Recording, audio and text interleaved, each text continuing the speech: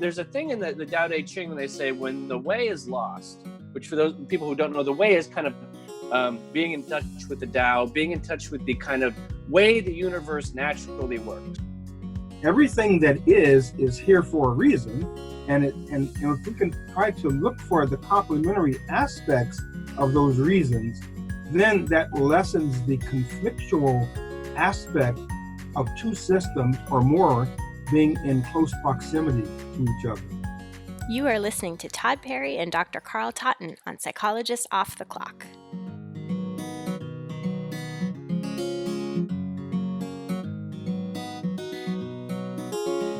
Curious what psychologists chat about over coffee? We are three clinical psychologists who love to discuss the best ideas from psychology. I'm Dr. Diana Hill, practicing in Seaside, Santa Barbara, California. I'm Dr. Debbie Sorensen, practicing in Mile High, Denver, Colorado. And from coast to coast, I'm Dr. Yael Schoenbrunn, a Boston-based clinical psychologist and assistant professor at Brown University. In this podcast, we explore the psychological principles that we use in our clinical work. And we bring you ideas from psychology that can help you flourish in your work, parenting, relationships, and health. Thank you for listening to Psychologists Off the Clock.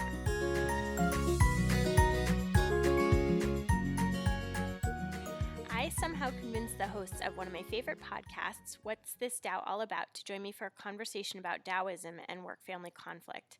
The hosts, Tod Perry and Dr. Carl Totton, discussed Taoism on this very funny podcast, and it was so fun to get to ask them directly how they think Taoism can inform thinking about this common modern problem of work-family conflict. One of the main areas that we discussed was how our dominant Western view of conflict focuses on the negatives and how work makes parenting harder and parenting makes work harder. But Taoism offers a really different way to understand conflict, and namely, it understands that conflict means that forces press against one another, but that pressing can offer healthy and helpful ways to keep a complex system in balance. So bringing this idea from the abstract into real life, I'm curious for you, Debbie and Diana, what are ways that work has helped you to parent better or that parenting has helped you to work better? Well, the conflict feels real when I'm trying to get out the door in the morning and I'm going to work and I'm in my nice clothes and I have a child with jam on their hands trying to give me a hug goodbye. And it can feel really like this stretch of how do I balance these two personas, me as therapist and me as mom. But what I have found, is actually, you've influenced me this in terms of this, Yael, is starting to look at there's a real kind of revitalization that happens when I go to work that then feeds back, and it's a positive feedback loop into work being with my kids. So when I get a chance to go to work, I get to access parts of myself that don't show up as much when I'm parenting, like my intellectual self, or the part of me just can be totally present, unitasking, focusing on the person at hand rather than kind of all the multitasking that I tend to do as mom. And when I go back, especially if I go to like a conference or I have some great sessions, I find myself more energized with my kids. I totally agree that the conflict is real, and I think that the way that you described it is something that resonates with me, where it feels so hard to kind of manage both sides of myself, and yet engaging in one and stepping away from the other really helps me to get refreshed to return. So one of the things that we know from research, and this is actually a really cool way that Taoism sort of shows up in the laboratory, is that work-family conflict is real, but work-family enrichment exists alongside it. So they're actually unique constructs, and they exist side by side.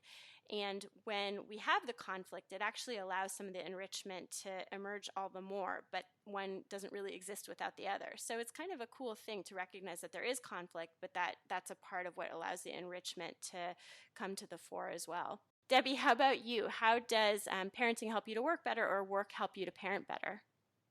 Well, one thing I've learned from you, Yael, is to think about how the toggling between the two can feel really hard. The example I think that comes to mind is when I have to walk away from my work because I have to, get home to feed my children, or I have to pick someone up somewhere at a certain time and I have to leave the work that I'm immersed in. Feels really stressful and hard for me to just walk away from it undone. And you've helped me see that actually sometimes that's really good for me. Sometimes I'm at a place where actually I'm maybe not even as productive as I could be. I'm kind of done. And walking away sometimes actually just is really helpful. Similarly with leaving the house, when the laundry's undone, or kids are looking for their shoes or something, and I have to be somewhere for work and I have to walk away, that can feel hard too, but it can also be actually for the better. Yeah, so there's all these examples of where it feels like a conflict, but that pressure or that discomfort actually gives us surprising gifts. And so that's what we talked a lot about in this episode, and I hope you guys all enjoy this interview with Tod Perry and Dr. Carl Totton.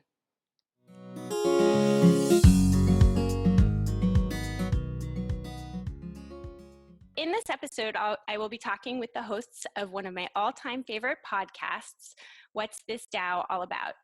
Tod Perry is the head writer for Upworthy and has a history of doing radio, and he became interested in Taoism in his 20s after reading the Tao of Pooh. And Dr. Carl Totton is a clinical psychologist, founder and director of the Taoist Institute in Southern California, is a clinical psychologist in private practice, and is a Qigong and martial arts grandmaster. Welcome to you both, Tod and Dr. Carl Totton. Thank you.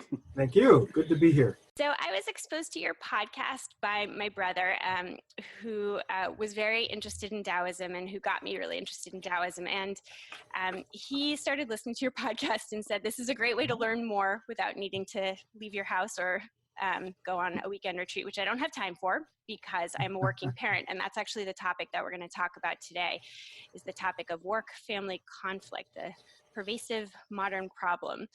And I'm so very honored to have you both on to share your wisdom and experiences with Taoism as it applies to this common modern problem.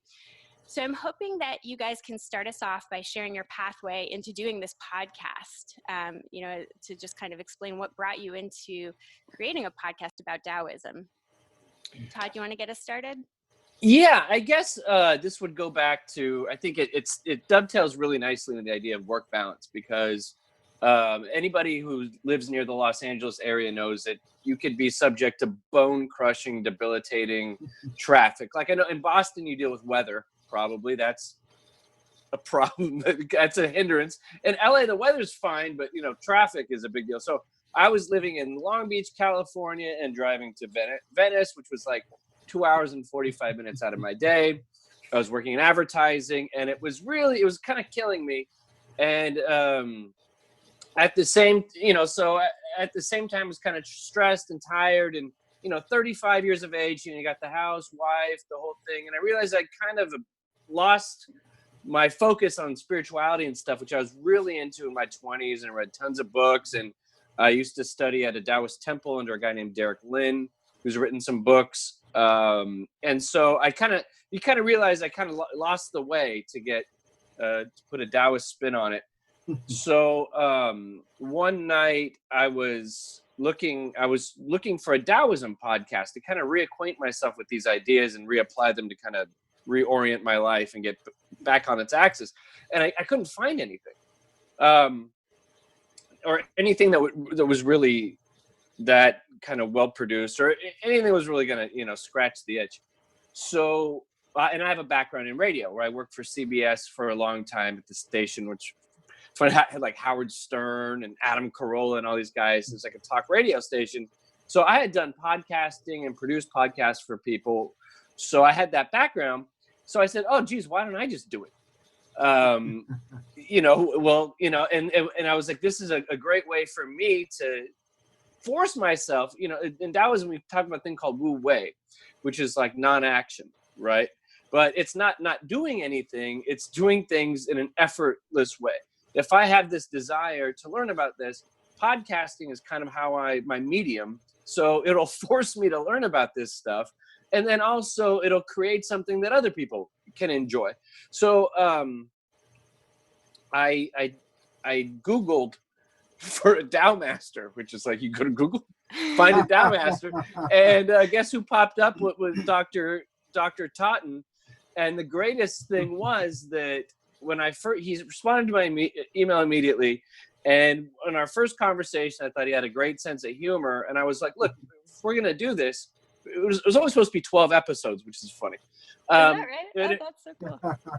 Yeah, and I said, if we're going to do this, I'd like to do it in a way that we don't talk like we're professors about Taoism. Not saying anything bad about academia, but we don't want to be stuffy, and we don't want to act like people who have never practiced it or know-it-alls. There's a lot of for lack of a better concept, there's a lot of people with beads and trying to be all hippy dippy. And I was like, I want Joe Sixpack to learn about Taoism was kind of the idea. And Dr. Carl immediately was like, yes, that's exactly how this needs to be. And he loved that idea, and I think he was thinking the same thing. So once we were on board with it, I was like, I knew we had something we could do.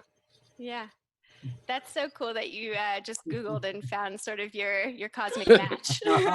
Yes, that's how the Tao's working. The Tao's in the computer too. It's everywhere. Yeah, that's amazing, and I love that description of what you were aiming for. I think really comes through in your podcast because it is so just really on the ground and accessible in its description, and the way that you guys bring it to life is just so relatable. And it's a very funny podcast. You guys have a really good riff going between you two.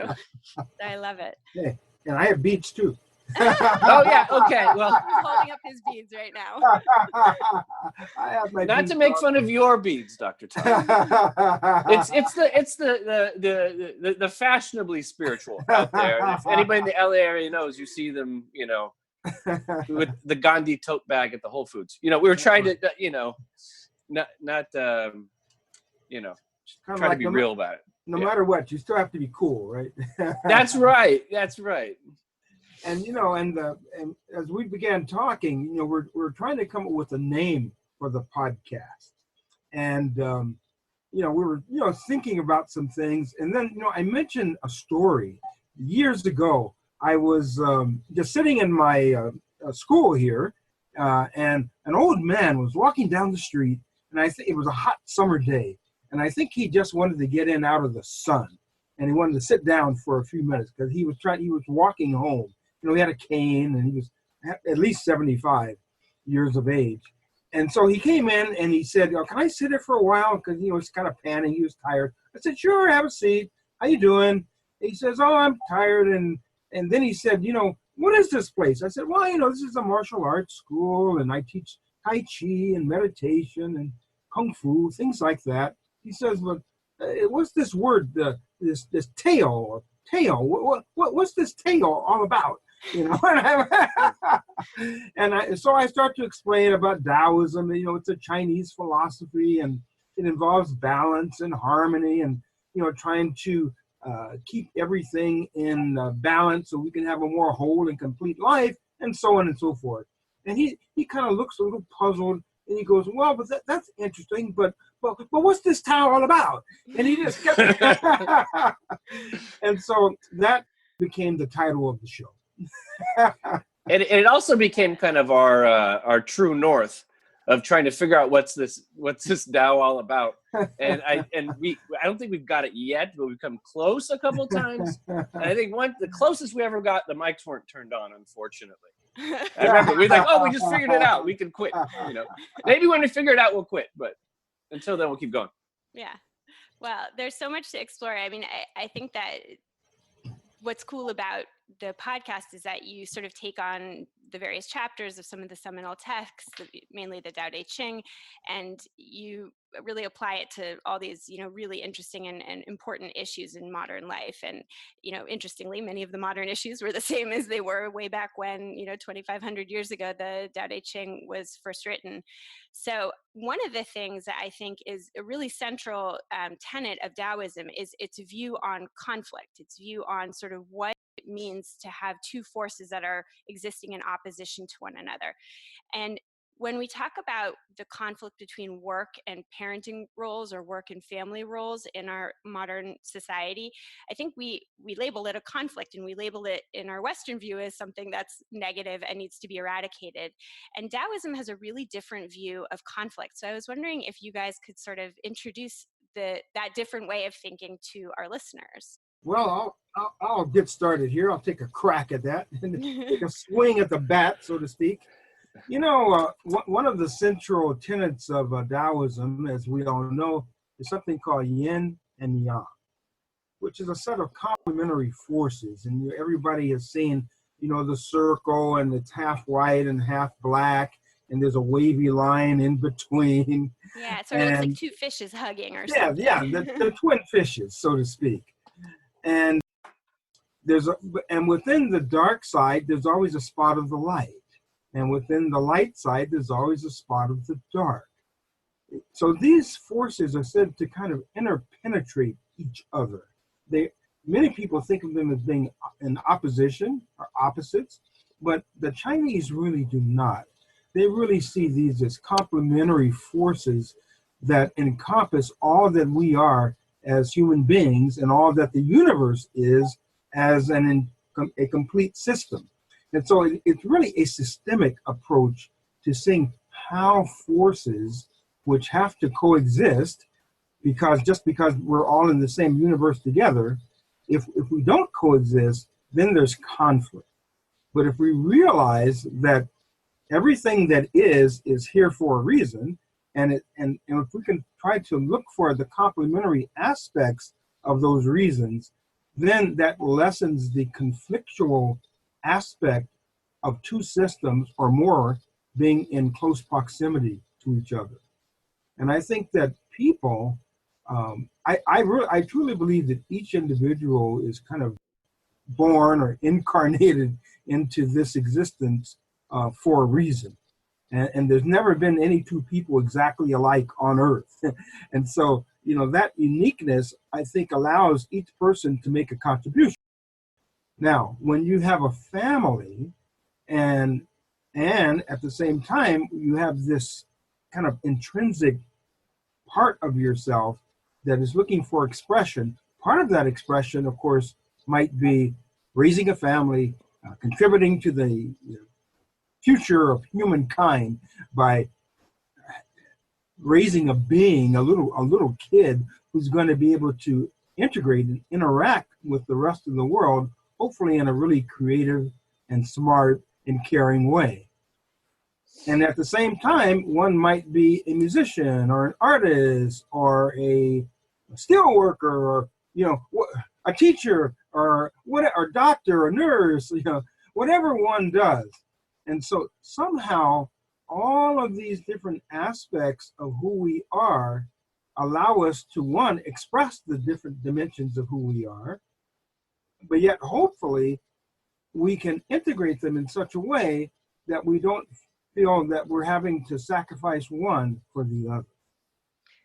If we can have each one kind of feed and energize us so that in our different roles, we can feel efficient and effective and satisfied that what we're doing is right and perfect at the moment. Yeah. And one of the things, just to sort of dovetail, is that yin and yang are defined in this way that sort of resembles, I think, work attributes and sort of familial attributes in this very uncanny way. So the character yin is defined as negative or passive or feminine, and it's associated with shadow and concealment and of being private or hidden from the public world. So kind of like our family roles, it's sort of softer, it's more private, it's more personal, and it's about connection. It's not about publicity or asserting ourselves. But yang is defined as positive, active, masculine, and it's associated with sun and with openness and belonging to the world. So that's kind of like the public face that we put on our professional sides. And I think just what you're saying is, even when you look at that graphical representation of yin and yang, you see that it sort of creates this whole being, that in all of us is some part that is really brought to life by connecting with the people that we love in a private way that is really just fulfilling for our hearts and souls. And part of ourselves is really brought to a more vital place in this world by engaging publicly and giving, in a public way that even involves recognition and reward. But that's a part too of what it is to sort of be fully alive as a human being. And so in these ways, even though these roles can really tug on each other or push against each other, they really allow us to be more whole in ourselves. And so that is one of the ways that I think Taoism really gives some important insight into what it means to be a working parent, or to be somebody who has a real deep engagement in both the family side of things as well as in the professional side of things. Yeah, and I think to add to that, I think if we look at just the basic symbol of yin and yang, it shows you that each side has elements of the other. So you could be some, because we all kind of progress and change through life. I found that having a family and having a child, I went from being kind of hyper yang energy, kind of out there, kind of in kind of really outgoing kind of fields, professionally, and doing creative things. And that when, baby and family and everything come along, I had to really go and embrace the other side, the kind of yin. And there was a whole part of me that I didn't know was there, which was actually quite domestic, because I ended up becoming a freelancer and working from home in order to balance that. My wife and I thought it would be great to have somebody at home to deal with these issues, deal with having a kid and being able to be present for the kid and everything. So I went from being kind of a hyper yang energy to finding this whole nother side of me that's like, at 3:30, I'm going to the store and I'm going to go buy some stuff to cook tonight. And I'm going to cook dinner, and I'm going to take the baby, to the doctor's appointment and all these things. And it really helped me grow in this tremendous way. And I think that having studied the Tao and everything, it showed me that part of me was latent and there. And, kind of these ideas, they kind of, the great thing is they point you in directions of growth. And that was one way that I was able to do that. It's kind of, through that yin and yang concept. Tod became Mr. Mom. Yes. And also when you look at that, it's also the kind of male-female dynamic. Yes. And there's a thing in the Tao Te Ching when they say, when the way is lost, which for those people who don't know, the way is kind of being in touch with the Tao, being in touch with the kind of way the universe naturally works. And so when we're out of touch with that, different roles start popping in. They say familial piety happens, right? So if we're out of touch, then we have to make rules. You're a woman, you have to behave this way within the family. You're a man, you're the baby, you have to do this. Now, when we're in touch with the way, it shows us, look, as a father, I can cook dinner. I know this sounds really basic, but it's true. As a father, I can be nurturing and I can cook dinner.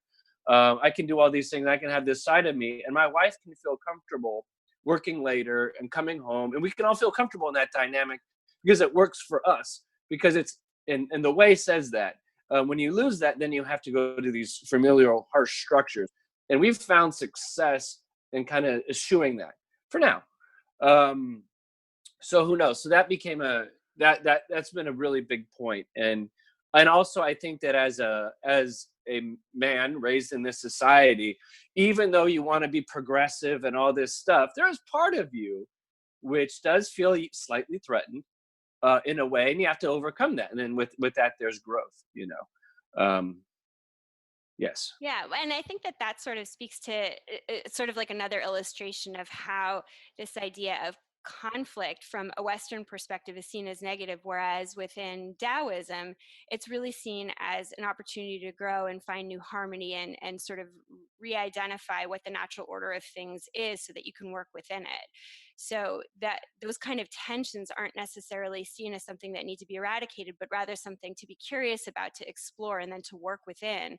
That is really what allows us to be most successful, most effective, and ultimately happier. And I think that, and we'll sort of touch on that in just a little bit, but I think it's just a really, I think, perspective shifting concept to sort of see conflict in this way as it's not negative. It's actually just a balance of forces that when we embrace it and are curious about it and are open to it, allows us to flourish a lot more than when we fight against it.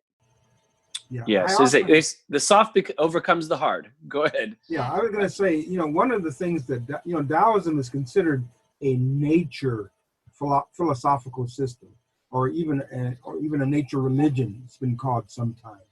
And one of the things that Taoists have always been kind of enamored with is water. because water seeks its own level and it can conform to any type of shape or container that it's in. And when you look at a river flowing, you see what? A wave. And the wave goes up and the wave comes back down. And the fact that the wave goes up and down actually creates movement. And our life is like that. Whose life does not have ups and downs? And if we try to stick at the up and never let it come back down, that leads to a type of paralysis, and in fact, probably a more manic type of presentation. And on the other hand, if things go down and we become, kind of stuck and static and maybe depressed, that isn't the most optimal result either. So, in that yin and yang symbol, that wavy kind of S-shaped line in the middle, the Chinese call it the ridge pole of the universe. And it's on that cusp where the Taoist finds themselves, able to move this way or that as appropriate, much like nature does. And that creates movement rather than something that's static and stagnant. Chinese medicine utilizes that very same analogy, because if in Chinese medicine, when blood or energy, qi, or bodily fluids become stagnant, that's when we become impaired and the disease process begins, because then our immune system is so stressed, the body is not able to heal itself. Yeah. So, and one of the ways that I've started applying this in a book project that I'm working on, which really talks a lot about how Taoism applies to the relationship between work and family, is that this pressing that exists between work and family. So, for example, I say I have a project that's due, but I also have kids that need to be picked up at the end of the day.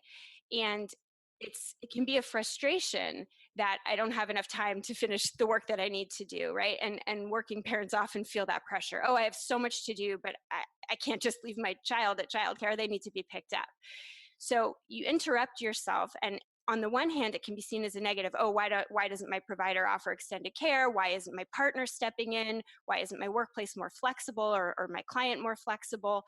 And yet there's this magical gift that comes with that pressing, which is, and there's a real science to this, where when we're forced to take a break from our work, it actually allows the parts of our brain that can wear out from too much concentrated attention to regenerate, to act more creatively. And then it allows us to return to our work after we take a break that may not have been a desired break, but may have been a required break. But it can allow us to return to our work the next day with more energy, with more creativity. And over time, it allows us to sustain our efforts in a more enduring way and not to burn out. And the same thing goes for parenting. There's these really interesting ways that being forced to take a step away from parenting is actually something that makes us better parents, and it's actually better for our kids. And so I think in that way, that sort of balance between the yin and the yang, and sort of the two roles, as much as we may sort of say, oh, it shouldn't be this way, if we sort of take a step back and say, what are the gifts that come from that balance? What are the gifts that come from those two roles pressing on each other? We actually see that there really is a lot of benefit to it. The surprising thing, before I had kids, that I never would have thought happened, is actually I find that by kind of balancing parenting with my own life, my own creative projects, whether I'm working on the Taoist podcast or I play music with guys, or just my social life, I've found that one kind of strengthens the other in a way that if I know that I'm going to be able to get out and do my thing at night or the next day, and I don't feel confined to parenting all the time, I find myself to be a much more present parent, right? And then on the back end, because I've spent my time parenting and having to really focus and kind of set myself aside, at the times when I have that time to go work on my creative projects or go have a beer with the guys, I enjoy it 10 times more. And I think it's because my wife and I created a balance where it's like we both say to each other, no, you need to go do your thing. I'll sit with the kid tonight. I'll do the bath. You go see your friends. You go work out. You go to the gym. And we're adamant that the other person gets their time, because selfish reasons, we want our time, but then also we know the benefit that it has to the whole family of like, look, I'll watch the kid alone. And some of my wife's friends are like, wow, you guys, a lot of times, and you guys don't see each other. I'm like, no, it's great that way because we're getting our own time, and we just have a calendar on the wall. Hey, I claim Wednesday. I'm working on. I got Tuesday. I'm gonna go watch the game or something. So, but that thing, knowing that, I appreciate both times even stronger. So in a weird way, I became happier having a kid because I appreciate so much more my time to myself, and that's a very Taoist thing, by the way. It's that one thing is strengthening the other, but yeah, and that's been a really positive thing. But again, it's finding that balance. By the way, that's called having a really good spouse. Yes. Couples that do not really give each other space for each to really pursue their passion, their creativity, again, what they were kind of incarnated maybe to really be doing on this planet. Couples that try to restrict that tend to be very unhappy couples, and those are couples that you talk about conflict. Those are couples that create, because they're trying to be so narrow and perhaps role bound, that they prevent their partner from feeling the freedom to be themselves. And when we aren't free to be ourselves, then what are we? Who are we? What do we become? We become a stranger even to ourselves. And then we aren't able to give the best parts of ourselves to the relationship and to our children. And in fact, probably become distorted into something that no one can even recognize after a while. Who is that person? And I know that working with people at the end of their lives, people who are in terminal conditions, they almost never regret what they did. They regret what they didn't do, what they left behind. And you don't want to go out that way. No regrets. You want to do what nurtures you, what feeds your soul. Taoists, again, looking at nature, they always look at the seasons of the year. And a year begins with the spring, and you've got kind of a birth of energy.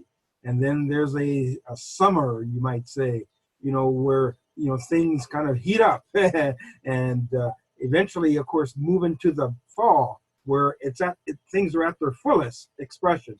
And then there's always a winter where things kind of settle back down. But out of that settling down comes a new spring is birth. And so all of our lives, and even our daily lives, kind of, again, go through this ebb and flow. And if we're open to that and don't try to stop anything, I'm up and I have to just stay up, or I'm here and I could, a Taoist is curious and is curious about themselves and about other people and about the world. And because we're curious, we try to know, we try to experience things directly. And when you are curious and you seek out experiences, then you can relate to them with compassion. And when you can relate to the universe with compassion, by accepting everything as part of the whole, that's where you have peace and harmony and balance. Yeah.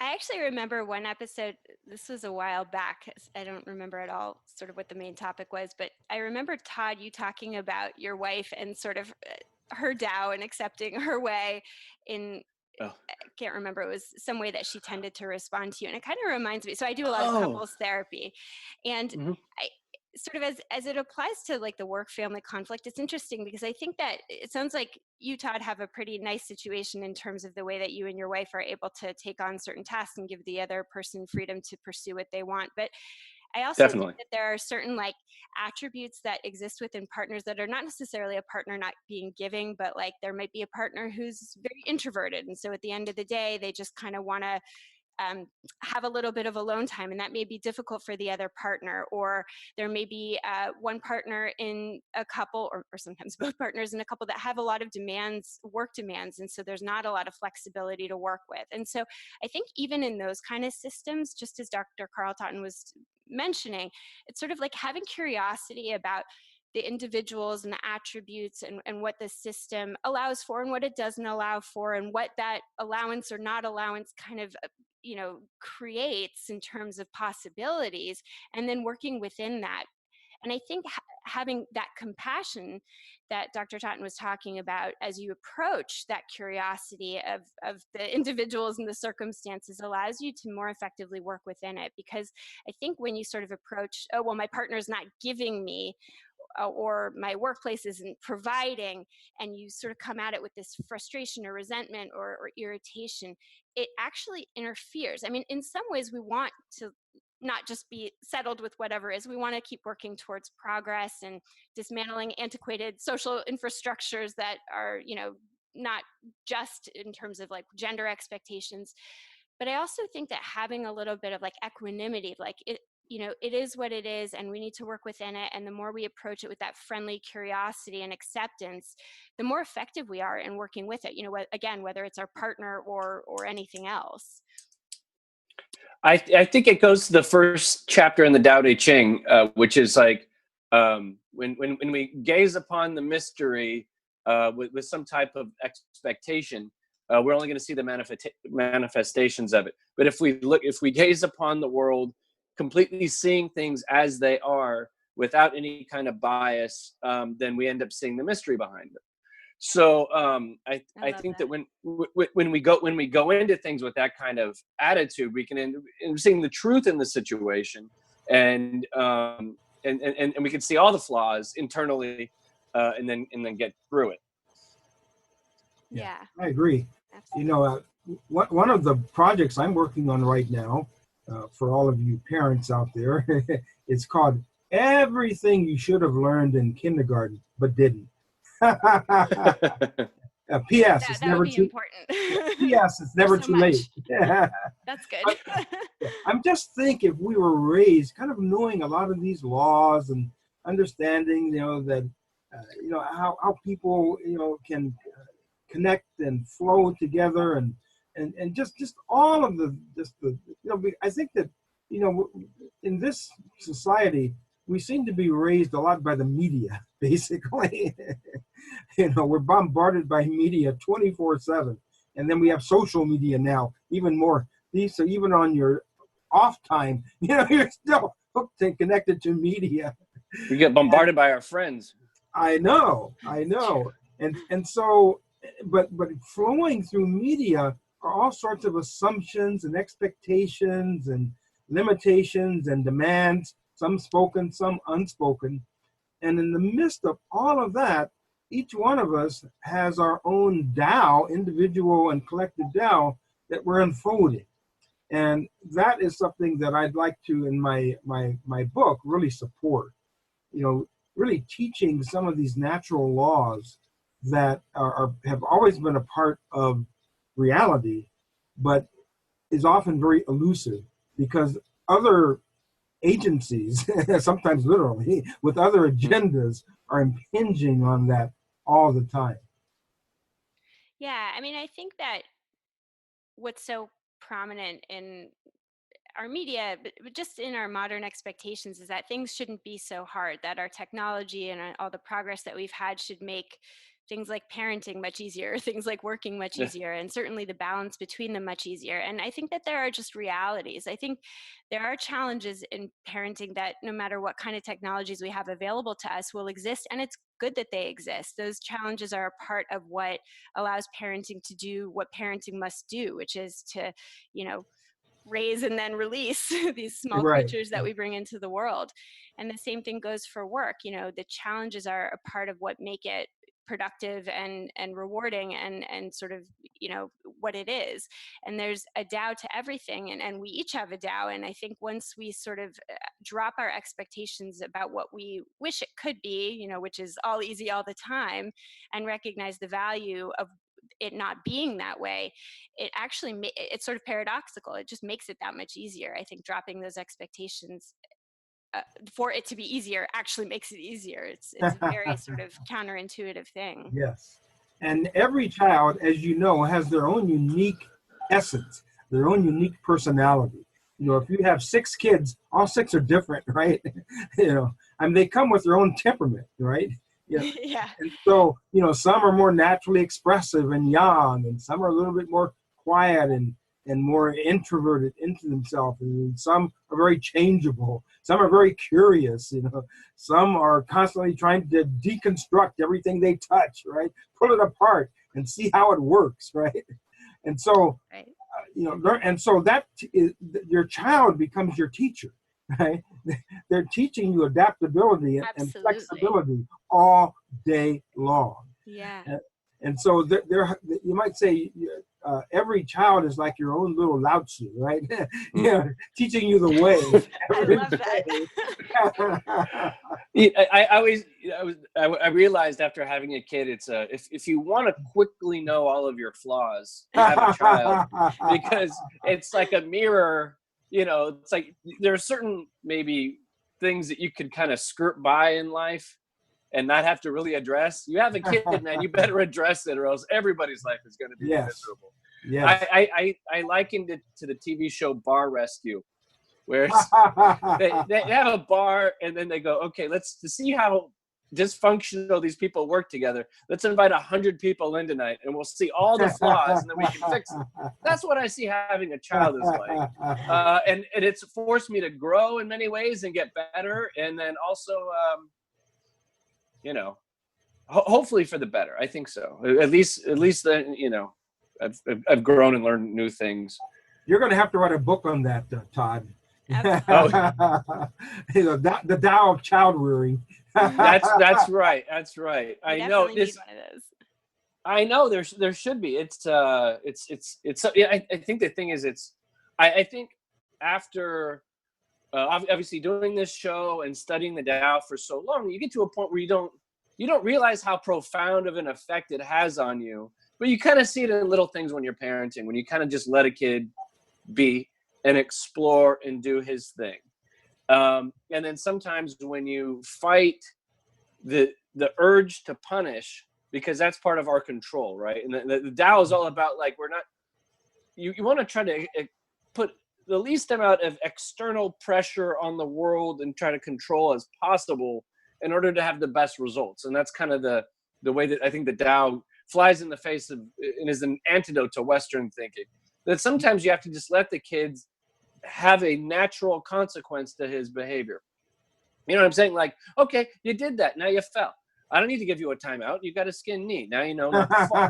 Like there's so many lessons in life that are just natural. And if we kind of, whether in your relationship with your wife or husband, like, I think there's this part of us that we need to feel like we need to punish each other.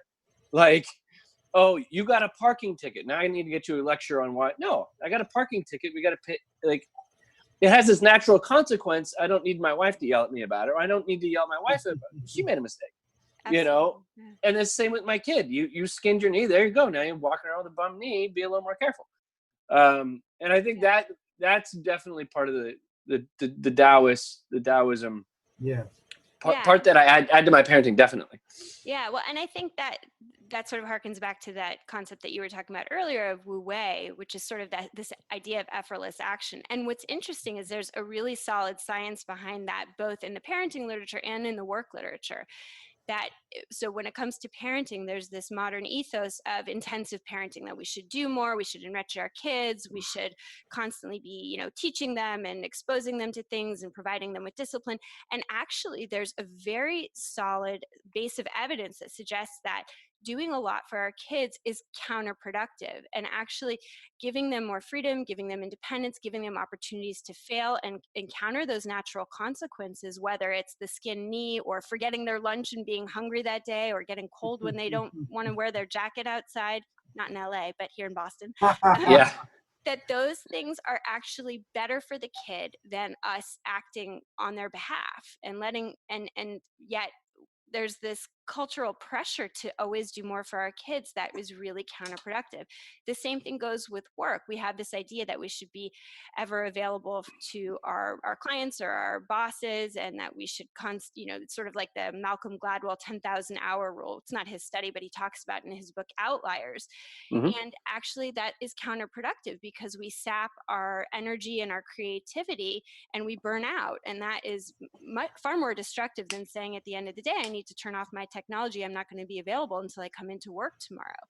And so in that way, I think sometimes in some important aspect, the way that parenting almost forces us to step away from our work roles, and the way that work forces us to step away from our parenting roles, can actually give us more freedom to do that, where the cultural pressures sometimes make it really hard to take those breaks, to do less. And that is really what Taoism suggests, is like, do a little less, it's good for you. Yes.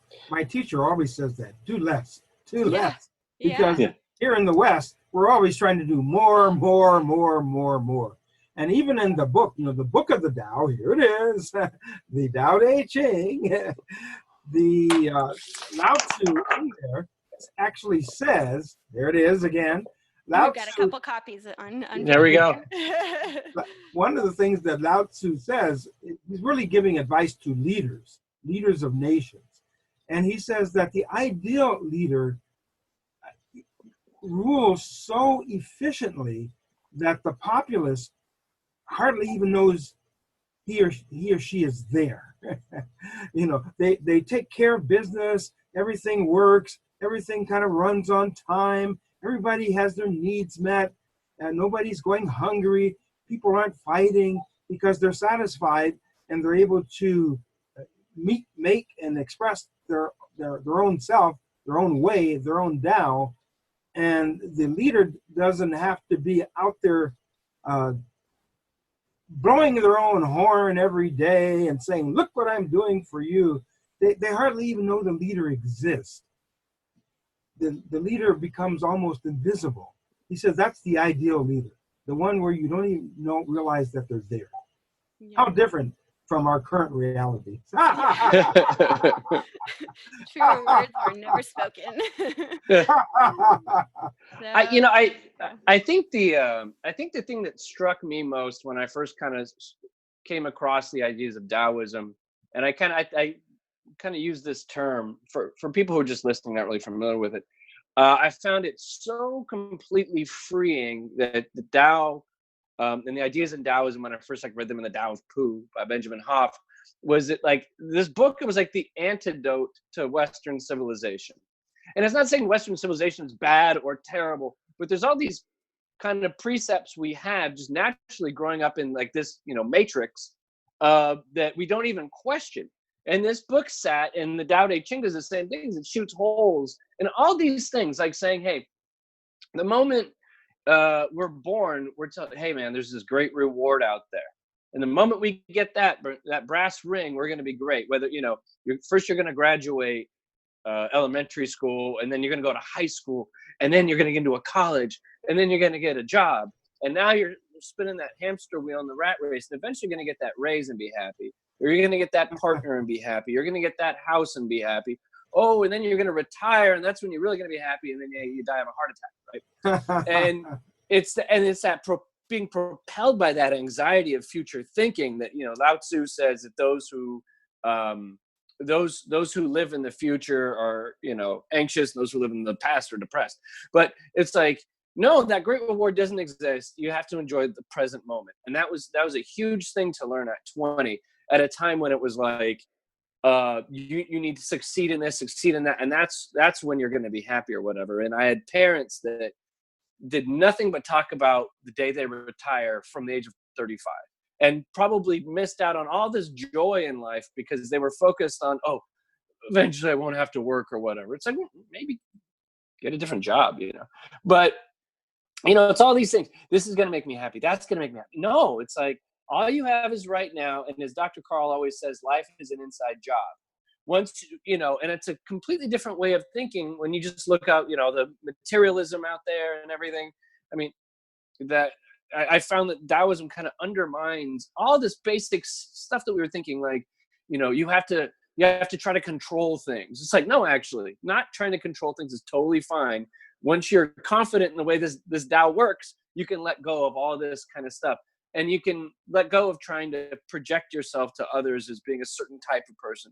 You can let go of trying to have to be something or some kind of cultural identity. I'm this, I'm that, I'm of this sex, I'm of this social economic class, I'm of this political ideology.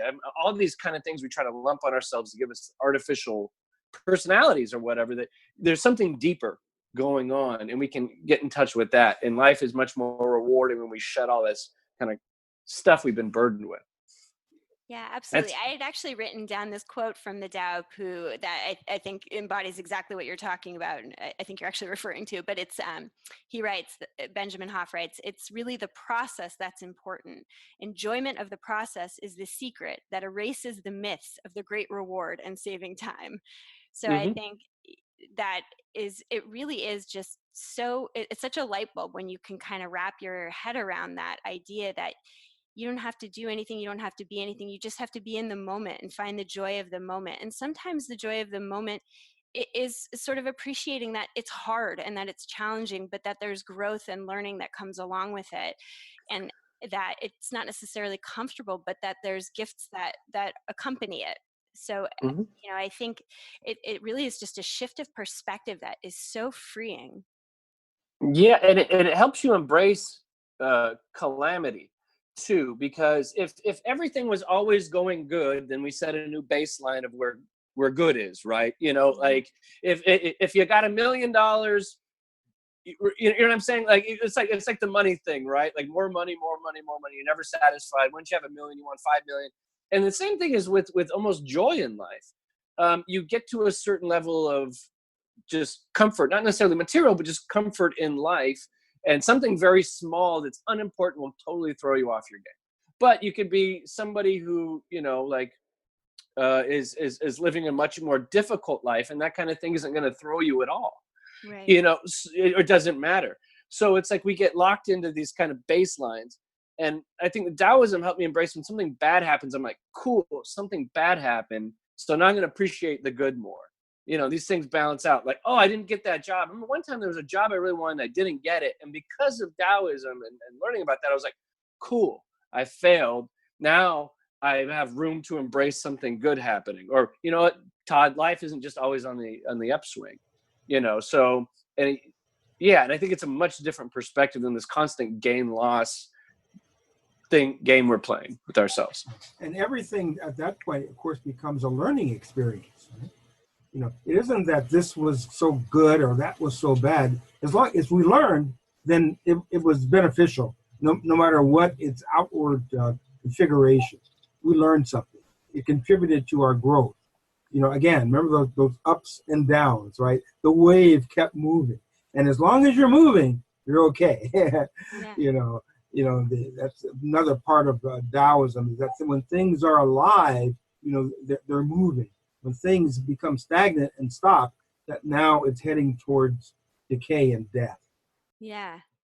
Yeah. And there's actually, I think there's an interesting science behind that too, that the more we move, the more facile we get in moving. And so even though it can feel difficult at points, that learning actually helps us to tolerate and to actually, build skill and do it better, which feels great. And that's a part of what contributes to our happiness. And that I think is a part of why learning and growing does, even if it's uncomfortable in a given moment, create to a deeper and more enduring happiness. And what a great lesson to teach your children. Yeah. Mm-hmm. Yeah. Kids definitely need to hear that.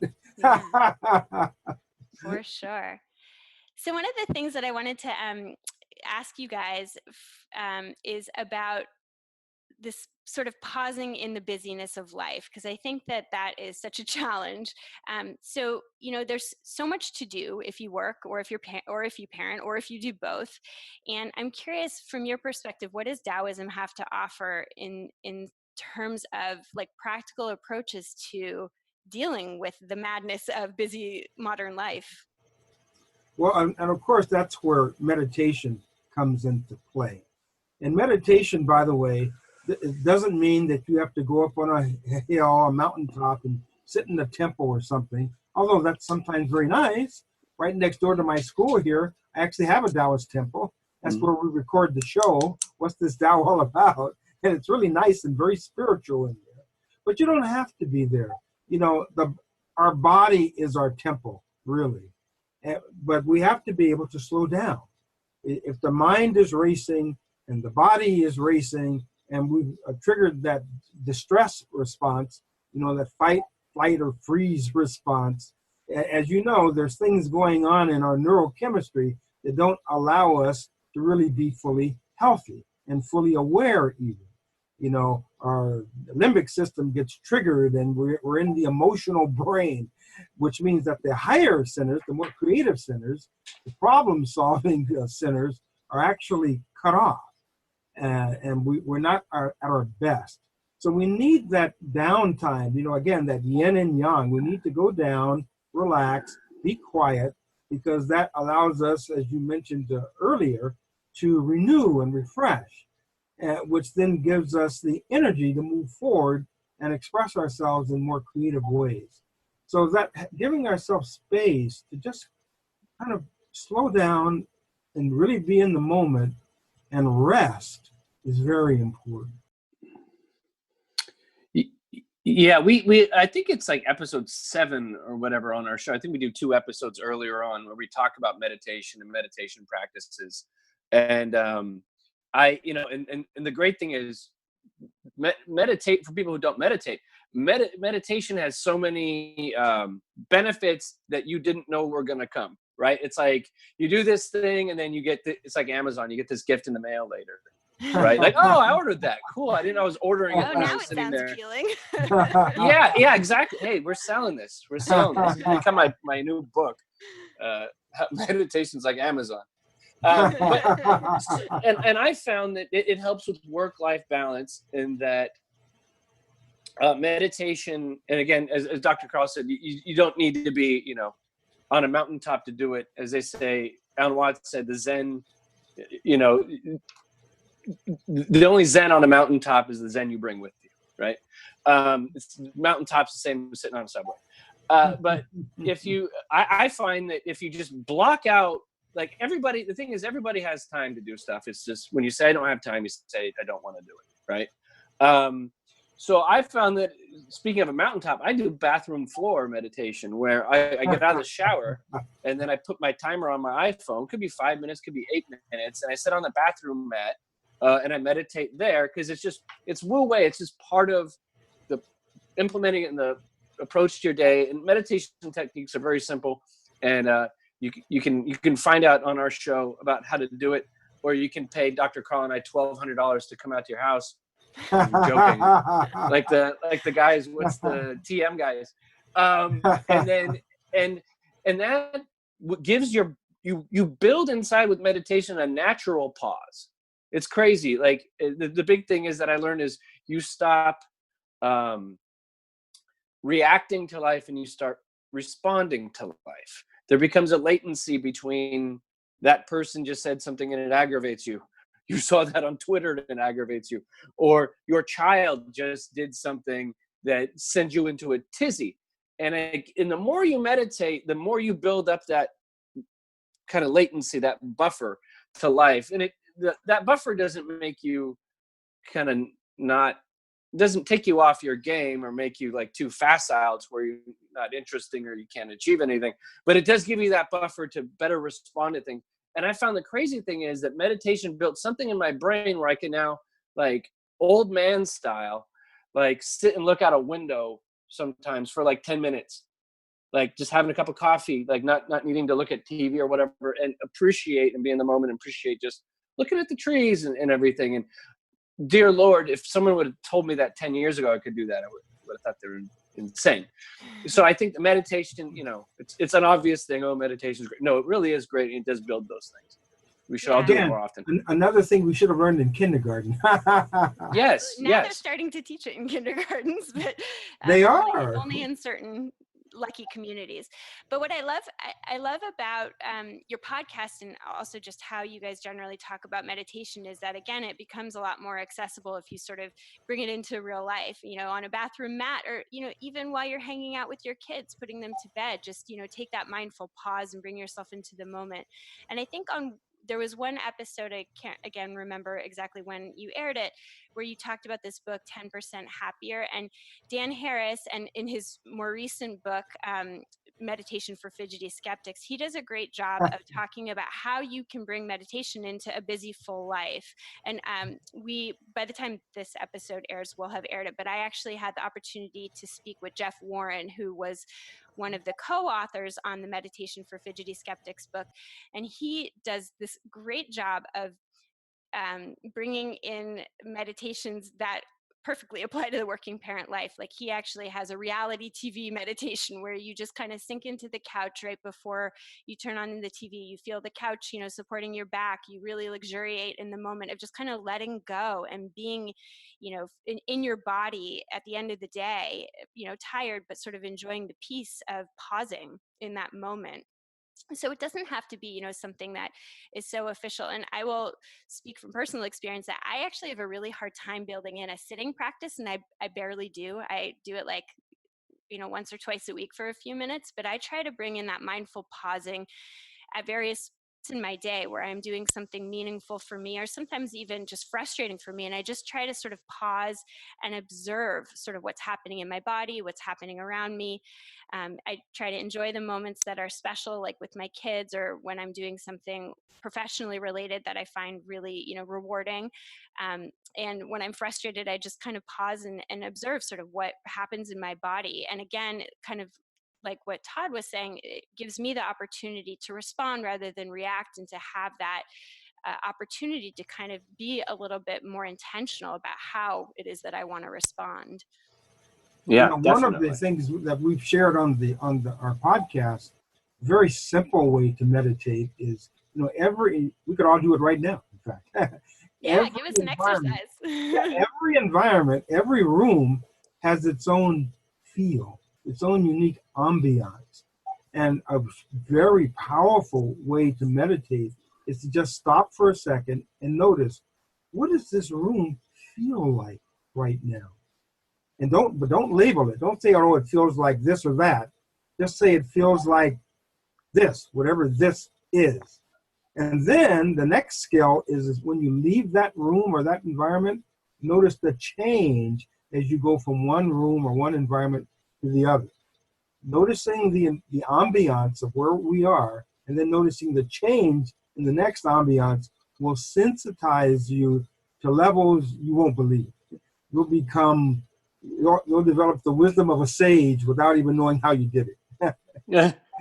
That sounds powerful. It's great. It's great. And I found this guy on Google too. It was crazy. Yeah. I just Googled, and that, That's like the best example of how powerful Taoism is. That's right. That's right. That's why they call it the way. Yeah. Thank you guys so much for joining me. This has been such a fun conversation, and I really encourage all of our listeners to check out What's This Tao All About. It is a really enlightening, illuminating, and fun podcast. You'll learn a lot, and it will really shift your perspective on life in a very positive and joyful way. So thank you, Dr. Carl Totton and Tod Perry, for joining us on Psychologists Off the Clock. Thank you for having us.